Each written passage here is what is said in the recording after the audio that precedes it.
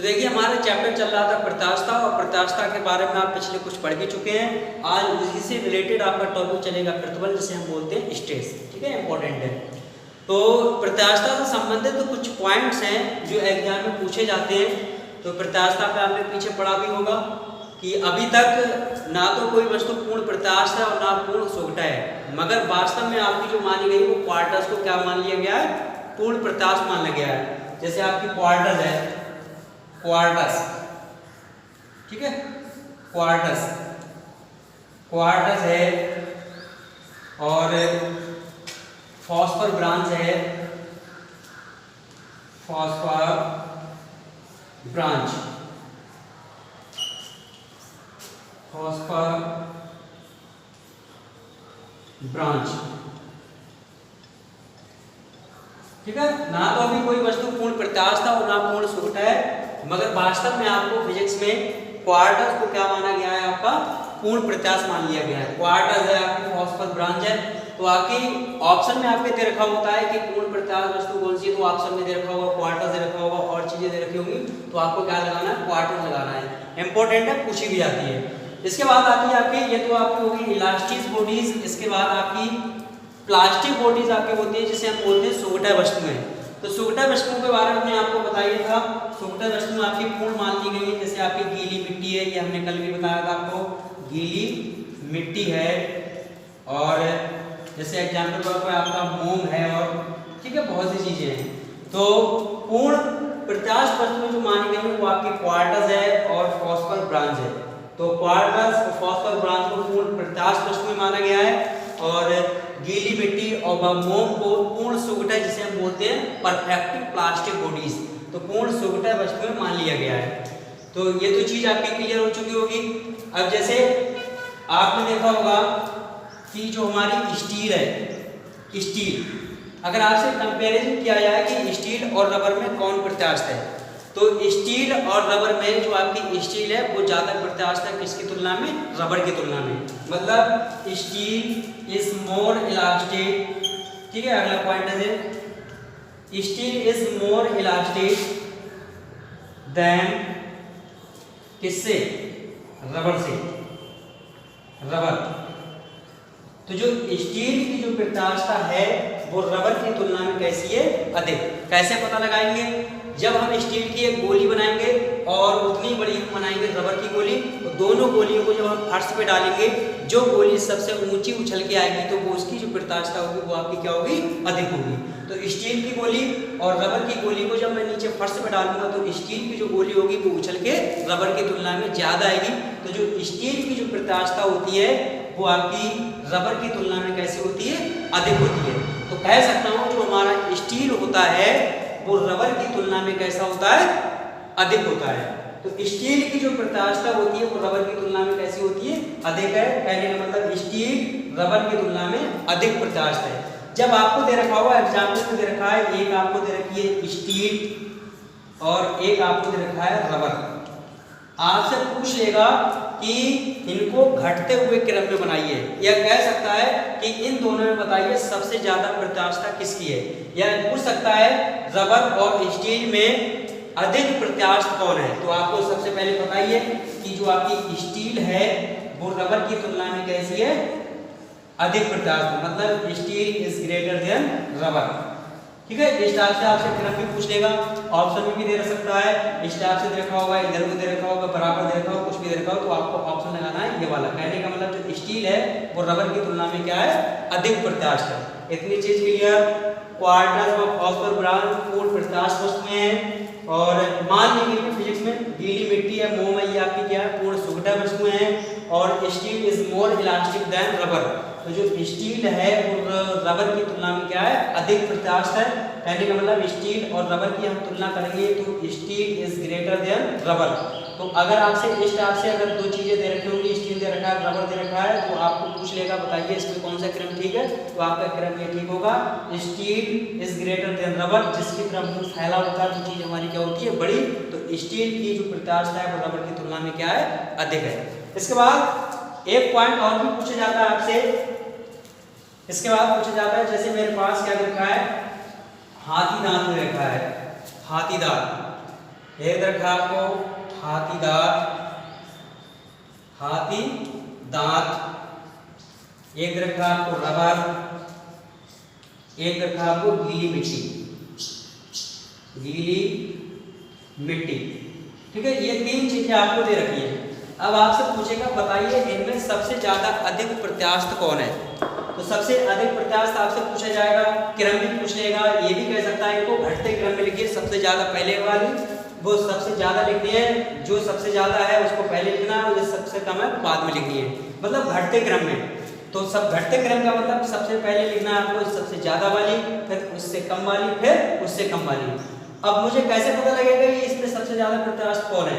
मैं हाथी दांत की एक गोली बनाऊंगा, एक गीली मिट्टी लूंगा, एक रबर भी लूंगा और तीनों गोलियों को जब हम फर्स्ट में डालेंगे तो सबसे ज्यादा गोली ऊपर उछल के आएगी, किसकी आएगी, हाथी दांत की। इसके बाद में आएगी रबर की और गीली मिट्टी की बहुत कम, मतलब बिल्कुल ही नहीं, क्योंकि गीली मिट्टी को गोली जब हम डालेंगे वो बिल्कुल ही जमीन में क्या हो जाएगी, चिपक जाएगी, ये तो बिल्कुल ही क्या हो गई, डल हो गई। तो कहने का मतलब हाथी दांत की जो प्रत्यास्थता होगी वो रबर की तुलना में अधिक है और रबर की प्रत्यास्थता है वो गीली मिट्टी की तुलना में क्या है, अधिक है। कहने का मतलब हाथी दांत की प्रत्यास्थता सबसे अधिक, रबर की इससे कम और गीली मिट्टी की सबसे कम, मतलब बिल्कुल ही नहीं। तो आपसे क्रम भी पूछ लेगा तो क्रम आपका क्या हो जाएगा, क्रम हो जाएगा आपका हाथी दांत, ठीक है, ये हो जाएगा आपका स्टार से। तो हाथी दांत की सबसे ज्यादा, रबर की इससे कम और गीली मिट्टी की सबसे कम। ठीक है, तो आपका स्टार से पूछा गया एग्जाम पे। तो नेक्स्ट आपको दे रखा है, एक आपको दे रखा है जैसे तांबा दे रखा है, तांबा, इस्पात दे रखा है, इस्पात है, कांच है, ठीक है, रबर है।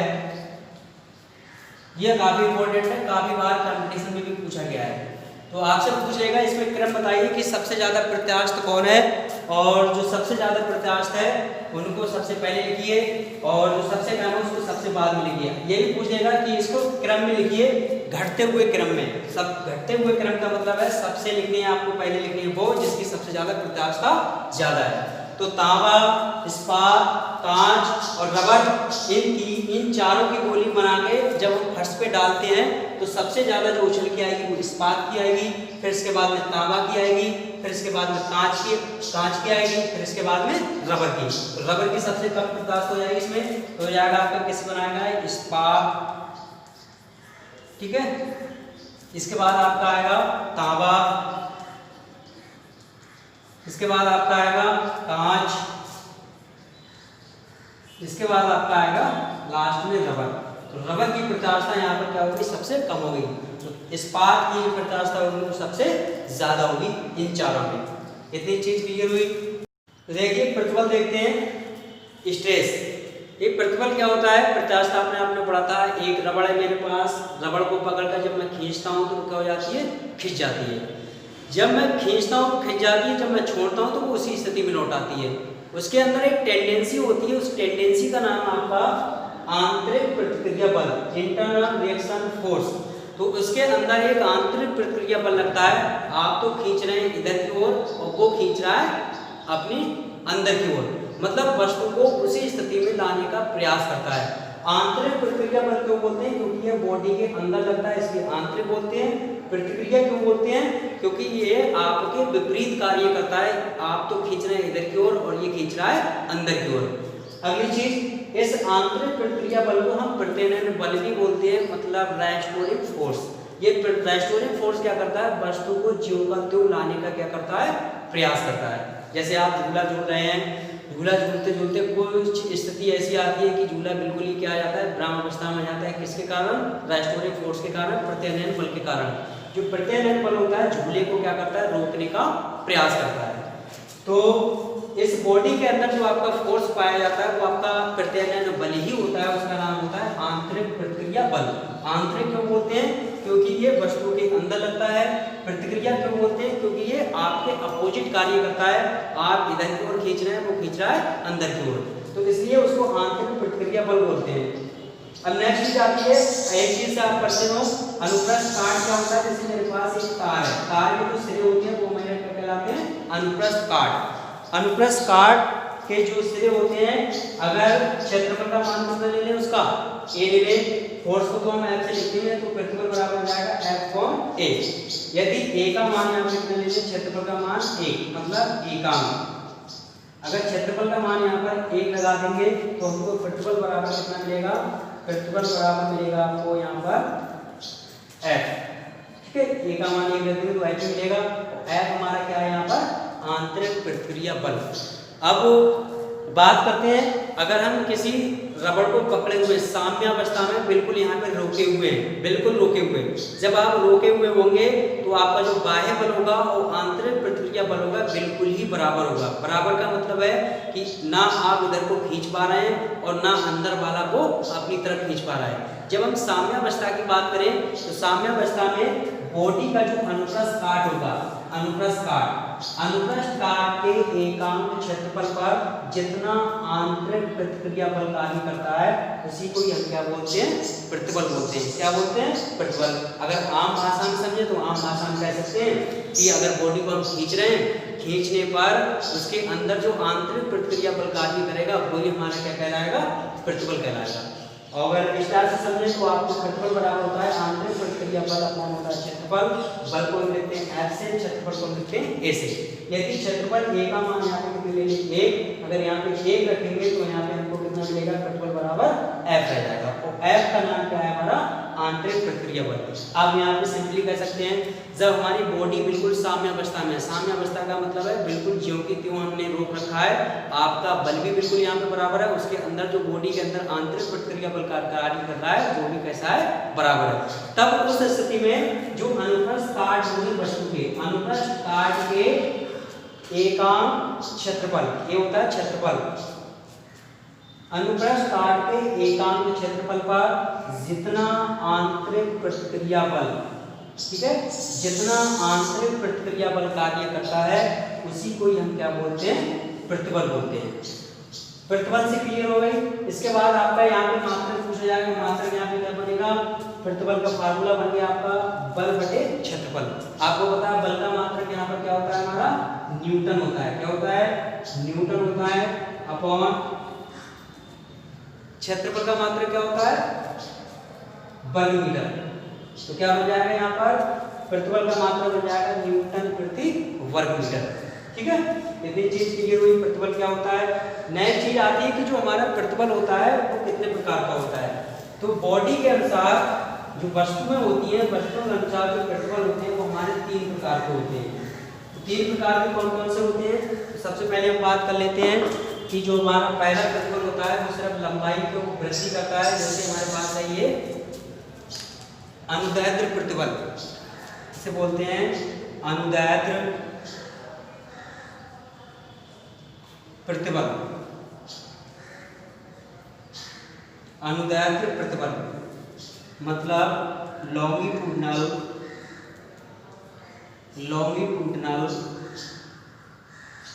Stress, longitudinal stress. नेक्स्ट होता है अभिलंब प्रतिबल, अभिलंब प्रतिबल, इसे हम बोलते हैं नॉर्मल स्ट्रेस, नॉर्मल स्ट्रेस। ठीक है, तीसरा होता है आपका स्पर्श रेखीय, स्पर्श रेखीय, स्पर्श रेखीय प्रतिबल। ठीक है, दिख रहा है स्पर्श रेखीय प्रतिबल, इसको बोलते हैं टेंजेंशियल स्ट्रेस, टेंजेंशियल स्ट्रेस। ठीक है, तो ये 3 प्रकार के प्रतिबल लगते हैं बॉडी के अनुसार। जैसी बॉडी होगी वैसा हमारा प्रतिबल लगेगा यहाँ पर। तो पहला होता है आपका प्रतिबल अनुदैर्ध्य प्रतिबल, लॉन्गिट्यूडिनल स्ट्रेस। दूसरा होता है आपका अभिलंब प्रतिबल, नॉर्मल स्ट्रेस। इसके बाद होता है स्पर्श रेखीय प्रतिबल, जिसको हम अपरूपक भी बोलते हैं, अपरूपक।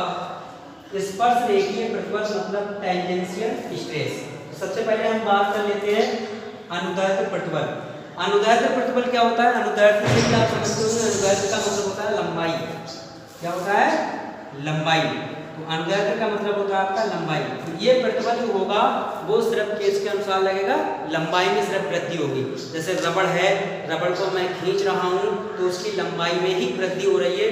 तो इस टाइप का जो लंबाई के अनुसार जो फोर्स लगेगा वो हमारा कौन सा, वो स्ट्रेस लगेगा वो हमारा कौन सा होगा, अनुदैर्ध्य प्रतिबल, जिसे हम बोलते हैं लॉन्गिट्यूडिनल स्ट्रेस। नेक्स्ट आती है आपकी अभिलंब। अभिलंब से तो आप परिचित होंगे।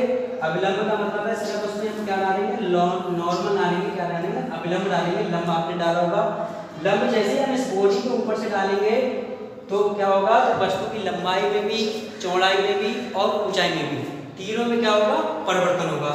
तो अगर किसी गुटके पर ऊपर से अगर इस पर नॉर्मल डालते हैं, अभिलंब डालते हैं, तो बॉडी की लंबाई, चौड़ाई, ऊंचाई, तीनों में क्या होगा, परिवर्तन होगा। तो इस टाइप का जो प्रतिबल कहलाता है वो हमारा कहलाता है अभिलंब प्रतिबल। गुटके पर अभिलंब पड़ेगा लंब के तौर पर। इसके बाद करते हैं स्पर्शरेखीय। स्पर्शरेखीय टेंजेंशियल स्ट्रेस। टेंजेंशियल स्ट्रेस क्या होता है, जैसे मेरे पास एक गुटका रखा हुआ है, ये गुटका बिल्कुल जमीन में कैसा है, फिट है, ठीक है। अगर मैं इस गुटके पर ऐसा क्या लगाता हूँ, सब फोर्स लगाता हूँ, तो जो गुटके की जो साइज है वो आपकी घूम के कैसे आ जाती है, इस टाइप से आ जाती है, ठीक है। तो गुटके पर इस टाइप का जो फोर्स, वो स्ट्रेस लगेगा वो हमारा क्या कहलाएगा, स्पर्शरेखीय प्रतिबल। इतनी चीज क्लियर हो चुकी होगी। अनुदैर्ध्य प्रतिबल क्या होता है, वो लंबाई में इस टाइप से हम खींचते हैं, लंबाई में वृद्धि करते हैं रबड़ में, तो वो हमारा कहलाता है अनुदैर्ध्य प्रतिबल। इसके बाद अभिलंब प्रतिबल क्या होता है, अभिलंब में कोई गुटका रखा हुआ, उस गुटके पर, जैसे रबड़ का गुटका होगा, ईंट का नहीं, उसमें तो कोई परिवर्तन नहीं होगा, तो रबड़ का ये गुटका है, उस पर मैं दाब डालूंगा तो उसकी लंबाई, चौड़ाई, ऊंचाई, तीनों में क्या होगा, परिवर्तन होगा। तो तीनों में परिवर्तन होगा तो वो हमारे कौन सा हो जाएगा, अभिलंब प्रतिबल, जिसे हम बोलते हैं नॉर्मल स्ट्रेस। नॉर्मल से तो आप परिचित होंगे, अभिलंब लंब डालेंगे उसमें, ठीक है। इसके बाद आती है स्पर्शरेखीय प्रतिबल, टेंजेंशियल स्ट्रेस। टेंजेंशियल स्ट्रेस क्या होता है, एक गुटका है, गुटके की नीचे वाली तली बिल्कुल नीचे गड़ी हुई जमीन में, ऊपर से हम क्या लगाएं इसका फोर्स, तो उसका ऊपर वाला सिरा बिल्कुल स्टार्ट से हो जाएगा, ठीक है। तो वो आपको कहलाएगा स्पर्शरेखीय स्ट्रेस, ठीक है। तो नेक्स्ट बात करेंगे हम स्ट्रेस